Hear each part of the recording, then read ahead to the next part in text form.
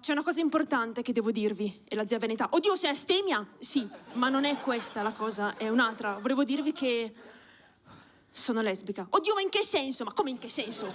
Che mi piacciono le ragazze, sto con una ragazza, ma neanche un bicchiere di spritz. No, zia, no.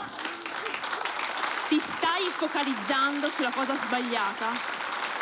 E la zia bresciana che dice, che foso che ta sei nascetto e sei bello. Ovvero, come mai che sei una ragazza così carina? Scusa zia, perché le lesbiche devono essere per forza brutte? Se potossi.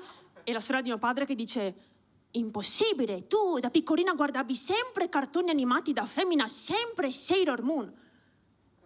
Appunto zia, Sailor Moon.